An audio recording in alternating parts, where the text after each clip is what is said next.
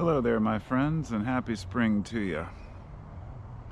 Just arrived home from a long day at work, and I'm sitting here sipping on a brew. I thought it'd be a good time to do a short video. Haha, that's a joke, of course. Maybe it will be, who knows. Depends on if I run out of steam. About natural law. This is a topic that I haven't really spent any time thinking about how I might address if I were to talk about it. So this is all, off the top of my head here, off the cuff, as I say. And back in the day, in my early YouTube days, I was really into Manly P. Hall, Alan Watts, a lot of philosophy lectures, various different occult beliefs and secret society stuff. But mostly what I was seeking was not some ritual, secret, or amazing answer to life, because I learned long ago that there isn't one. That, at least in my belief system, there is no answer that you receive where you're suddenly enlightened, right? It doesn't exist. There's no thing that you can teach a person to where they will understand why they exist. And I've come to the belief that it's only through the wisdom of life experiences and seeing the patterns in life can we start to see what works and what doesn't. No matter how much somebody tells us, don't take this risk, we're going to take it anyway. We see it in kids all the time. Tell them, don't touch that, you're going to hurt yourself. They hurt themselves. Okay, they learn the hard way. Sometimes that's just the way you've got to learn. And when it comes to the term natural law, that leaves a lot to be answered for. What is natural law? Is it even a real thing? And those who have delved into the theory of natural law are often quick to refute it and say, oh no, that's just nonsense, there's no laws, all laws can be broken. I think of it somewhat like,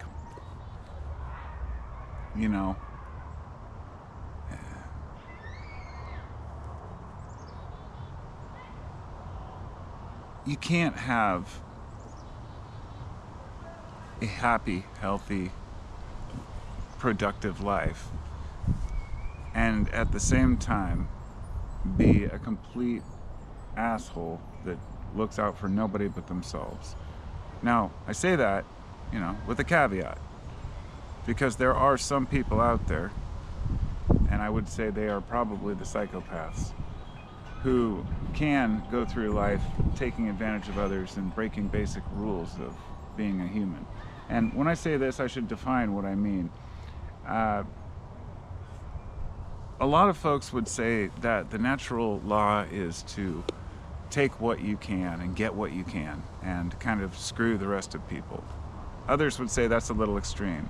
It's get what you can and help if you can with other people.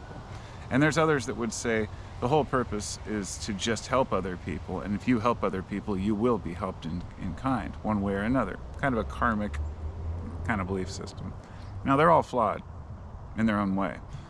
There's no one way to address every question of how we should live. This is going to depend strongly on the environment that you're in, where you're growing up, what the other people are like around you, what the belief systems are, whether or not you're even free to speak or think outside of the box, and what you want out of life. But often what we think we want out of life is not at all conducive to a happy life. And this is why I bring up the idea of wealth, for example, because in the modern day, it seems that we still haven't learned that money and fame don't make us happier. Now, you can listen to endless discussions, podcasts, interactions, books written by people with wealth, power, fame, and very few of them will say, oh, it's the greatest thing in the world. It's everything I expected it to be. They will say it's wonderful to have money, to be able to get the things you want. It's wonderful to have influence, to be able to change things in the world. However, the burden of having others either expect things from you or treat you differently because of your status, or be fearful of you, which is probably the worst thing I can imagine, is having people who are under my, supervision or power who feared me, because many people rule by fear, but that's not the way to go about business, in my opinion. So, as to the natural laws,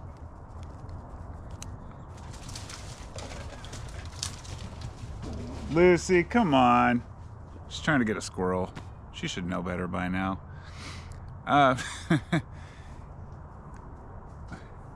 Manly P. Hall covers this a lot, and so I've listened to a ton of his lectures, and he has a very dry, almost like probably one of the most conservative attitudes you can imagine.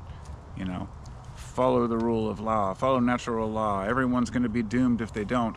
But I was listening to a lecture of his from probably 50 years ago, and it was as I was on my way home, which is what inspired me to talk about this.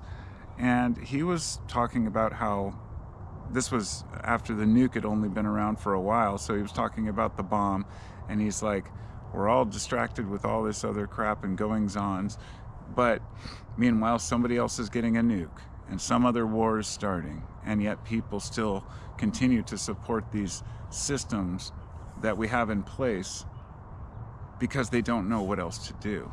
But he said in the future, if we continue along this path, he said by the 21st century, in the middle of the 21st century, we're going to have major chaos and upheaval, and it's going to be difficult for anybody to see forward, to see through the fog. And that's where we're at right now. It's not like it took a genius to prophesy that. I mean, you can see the future when you look at what we're doing and how we're acting to one another. But some would say it's human nature. And that's where I want to argue against that idea that how we're behaving right now is within human nature. First off, the systems we have in place, we were never meant to have that complex of a system. However, it's what we developed in order to innovate and figure out who we are and to feel more comfortable in our cities. And everybody out there knows that it's possible that a country, for example, eliminate everything you know about people and just say, would it be possible for a country of a couple million people to live peacefully, contentedly, without disturbing anyone else, without anyone else wanting to disturb them, having fair trade, everyone's taken care of, the government isn't living some, extravagant lifestyle where, even in the nations that call themselves communal, right?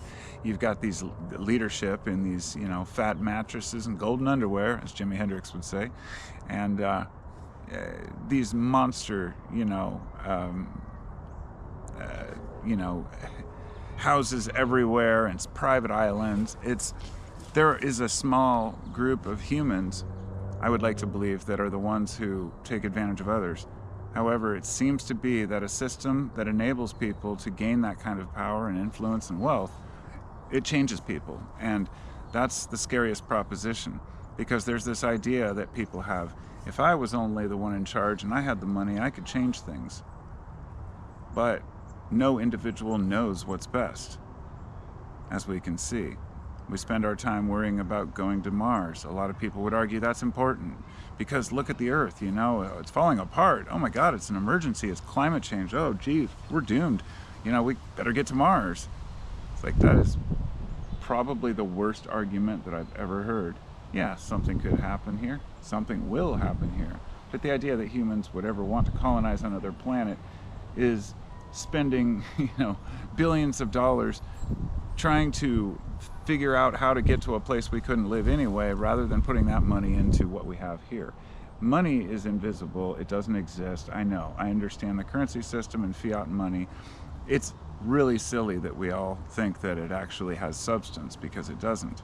But money was never meant to be hoarded. It was a method of exchange. It's an intermediary trade, and it's a way for you to trade for something and then get the trade later. It's a promissory note, and it's an IOU. And so we've taken such advantage of this that money has become the god. So fame and money, we have these people who are flashing all their wealth and their fancy cars and their mansions and posting it on YouTube, and people just eat it right up. And I mention that because you can catch a glimpse into what people admire and what the up-and-coming generations think is important. And as long as the adults continue to teach their children that what's important is, making a good living, making good money, and not instilling any personal values about the universe, they're doing more harm than good. If you look back through history, right now, we have more access to any philosophy or historical context that you could possibly want in all the different languages, in many different formats, and information that has every day more and more of it is compiled. It's every single day we have more that we discover, and it's more than one person could ever even delve into a corner of. However, being aware that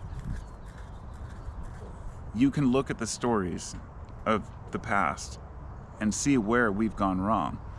It's not human nature to behave the way that we have been. The way that we're acting goes back thousands of years. From the time that we had a civilization that was large enough to be controlled, it was. The Mayans did it, the Aztecs did it, the Romans did it. There was somebody who wanted to tell others what to believe and how to think. That will never stop. There will always be others telling people what to think. How we need to mend society is by teaching the up-and-coming generations to question authority, to not just blindly trust because it's a scientist or a doctor or a politician. I have friends who actually support politicians because of the fact that they're career politicians, because they have a long history and a track record. But none of these politicians, and especially presidential candidates, ever live up to the hype. They never, fulfill any real change that actually helps the people unless they're forced to for the next election. Every year around this time, the president will do something so he can get reelected to try to look good for his people. And the problem here is that Americans have bought into this idea, and this is the only politics I'll throw in here, that voting for one candidate or another is actually going to fix the problems, the real problems that we have. We put a little Band-Aid on it. We try a new program. But as I heard Manly Hall say, he was talking about something similar, and he said, we try all these different laws and new ideas, but these programs, there's a reason they haven't been tried before, because we've already thought about them, we've already tried them, and once again, these systems will fail. Because it comes down to, first off, not relying on a system to be beholden to, and think of the bystander effect, okay? This is a really great look into human psychology. Bystander effect is that if there's 10 people sitting there and they see somebody getting mugged or even raped, and this has happened before, it's a famous story in New York where some woman was screaming on the streets. None of the neighbors in the apartment building called the cops. None of them came outside to investigate. Why? Because every single neighbor thought that one of the other neighbors was already doing it. And because of this went on for like 20 minutes, and it's just one of so many cases. It's like where a group of people stand around and they watch somebody that's hurt because everybody thinks somebody else is going to help them. It's personal responsibility that we have to take action without relying on the group, right? And when we have that, then somebody can jump in quickly. Well, the bystander effect, blown up to a larger proportion, is what's happening with society and the goings-on with, those in power. We're standing by because we think somebody else is going to fix it. We stand by because somebody else will go protest for our working rights or our fair wages, or if somebody else does protest for something else, oh, well, it only matters if I like it, If something goes wrong in my life, I can protest all I want. If somebody else I don't agree with protests, we've seen this over, back and forth for years. Well, everybody has a right to speak their minds, and everyone should. Not everyone's going to be fully aware of why they're even frustrated. And this leads me to today, where we're at right now. People are getting angry about things they don't understand. People are also getting angry about on behalf of other people and other ideas. There's this underlying rage in society right now that will not go away or be mended until the people start to see their own power to change the way that we think. Something as simple as working at a weapons manufacturing plant, or working with the company that dumps chemicals in the rivers, right? Where you knowingly know that you're making something or doing something that harms the environment or people, and you decide, I'm going to quit this job and take a loss in wages. But that's not the mentality. It's, well, you got to eat. Every excuse for bad behavior in order to earn money has always been justified by those few words. Guys gotta eat. And you know, it's bullshit. I hear this all the time on, for example, YouTube is a great example. It's an opportunity for an individual like me to make a video and share it with the world. There are some people who make amazing videos and they need to put a lot of time into them, and I generally just talk, so I don't have commercials or sponsors, nor would I even want to unless I had to. But for those who do have to fund, they will have various commercials, and then they'll have a sponsorship. This sponsorship will be for some company like BetterHelp, which has been known to already be selling their data, people's data, to, I believe, China, one of them, and they were selling it to, I think, Facebook as well. Your personal health data has been sold by this company that's sponsored by all these people. And I bring this up to make a point. All of these, YouTubers are well aware that this company is a fraud and has done these things, and doesn't even, their therapists don't even have to be licensed. But that's just one of so many crappy sponsors. But when somebody calls it out, a person will say, oh, well, guys gotta eat. It's like, yeah, but how much do you fucking eat? You know what I'm saying? There's this question I always have. How much money do you really have to earn? But more than that, even if you want to be a millionaire, even if you want to make a lot of money and be really well off, I understand that. But what are you willing to compromise for that? Because really this is the root of all of our problems in society, is humans being greedy. If we could eliminate that greed by showing people, which I know we never will, that it's not the solution to our problems. What person doesn't think, oh, I want to get rich so I can leave money for my kids and a house? And then you hear about these really, really wealthy people who don't leave anything for their children. And I remember hearing a story like that like 15 years ago and being like, wow, what an asshole. What kind of a shitty parent would do that? I totally understand it now. I completely understand it. They learned that hard work is what is the real payoff is. And it's not just physical labor. It's not even just, mental labor or thinking. It's the hard work we put in towards the things that make life enjoyable. Friends, family, the experiences we have, going camping, going out to eat, going to a picnic with people, and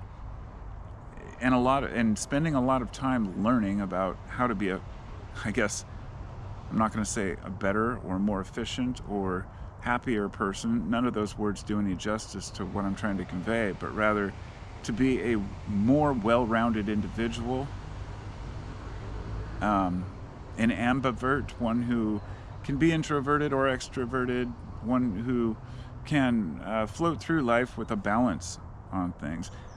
Being the kind of person that can show up to work after, even with a headache and having a really shitty day and shitty morning, and be able to laugh and say, hey, what's up? And smile to everybody. That's like the person I always have. Well, I just say I'm grateful that I am that kind of person, because it's not very hard, but it's just something that comes natural. What I'm saying is the practice that we have. If we practice being a happier person, we become a happier person. It's very simple. We are what we think. And if we dwell in our misery and take pity on ourselves, we start finding problems. And usually the first problem a person finds is, I don't have enough money. And often this is true, and I understand. But I think one of the first steps is don't compromise our integrity for wealth. And You know, it's funny because, as I said, people have a right to be angry about what's going on in the world. Our air is poisoned, our water is poisoned, and our food is poisoned. And yet all of these things can be mended without doing any major damage to business or industry even. You know, companies that make, hundreds of billions a year don't want to spend a couple million to install a filter on their pipe that comes out of their fucking factory that pollutes the streams. I mean, shit, the US has come a long way. Back in the 20s, in the 30s, Portland was a smoky mess. It was just complete smoke all the time, smog, and because everybody burned in their fireplaces. The fuel in the cars wasn't exactly clean burning engines. The factories, the paper mills, all of that changed because people didn't want to live that way, because they could see what was happening to their environment. The Willamette River was completely polluted. All the sewage ran directly into it. They cleaned that shit up, literally, along with the air, new regulations, environmental concerns, and now it's a beautiful place.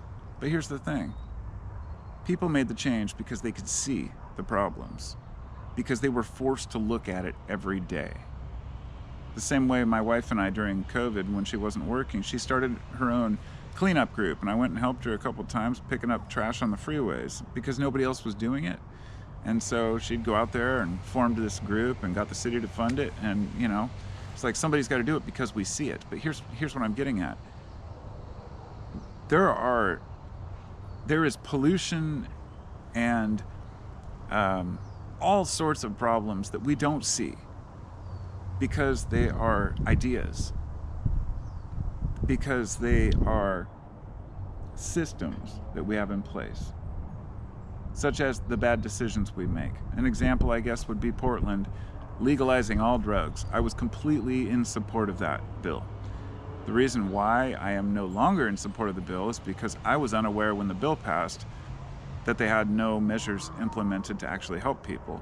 Now, it was stated that they were going to set up new treatment centers. But here's the thing, I've learned a lot since then, especially studying addiction and how addicts think. Most of them really don't want to quit, and they don't want help because that forces them to take responsibility. And I'm not pointing the finger at anybody. I'm just saying there are some people in our society who don't want to take responsibility. And there are others who will do everything they can to help those people, even if they don't want help. But what I realized was by passing that law, it allows people, people took full advantage of it. And, as soon as people were smoking fentanyl outside the grocery stores, well, now the city's kind of backing up on their stance. And I'm saying I still support the full decriminalization of all drugs, but I don't support people being able to, stick that in everybody else's face like that. But that was a law and an example that a system in place, the way that we handled drugs, the drugs wouldn't be the problem if we hadn't made drugs illegal in the first place. In other words, let's say heroin was never made illegal. We would have access to heroin, and therefore fentanyl would not have been necessary. It wouldn't have even been, of course it would be invented, of course it would be used, but people who die from drug overdoses usually do so because they don't know the potency of the drugs that they're using, which could be regulated. Now, I have mixed feelings on all of this. I was just thinking of an example off the top of my head. But the drug war failed. I should say it succeeded, but drugs won, and I always knew they would. I've been opposed to it from, the first time I experimented with drugs, I guess. But let's just say that that's another part of our society that has really held us back on that note, because drugs have been a part of human life. Animals consume substances that get them high, so do humans, and it's something that we've made people feel like outcasts for. Yet this is something that the average person needs a mood change once in a while. But more than that, it's about the idea that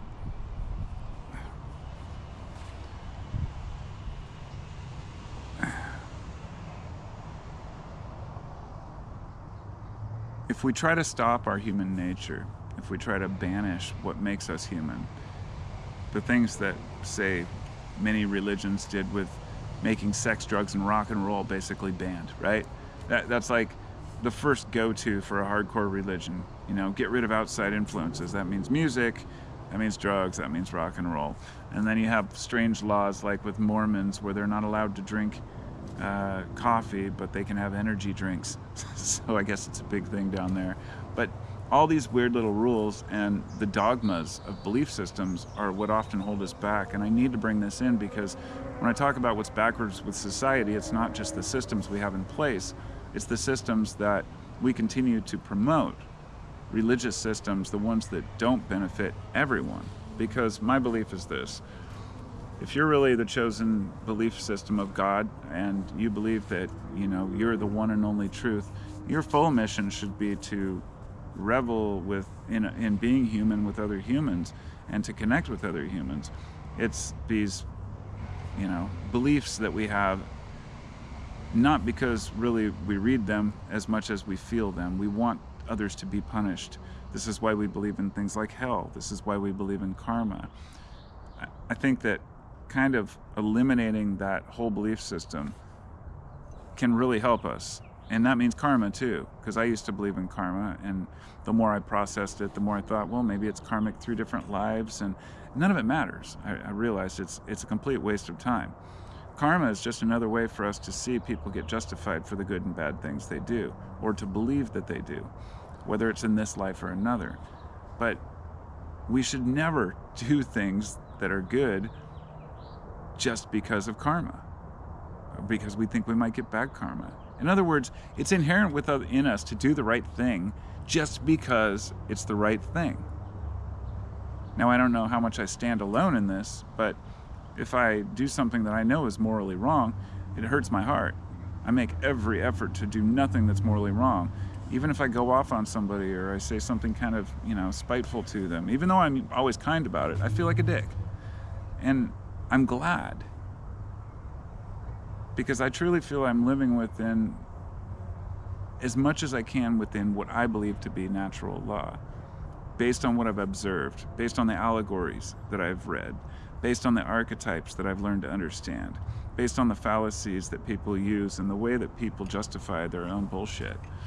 And come to the conclusion that even though people seem cool, calm, and collected, deep down inside we all got some pain, but some people have a lot of pain, and they obscure it often with either being really hostile towards people, some obscure it through comedy, and always being funny and cracking a joke. Then there's other people who do it through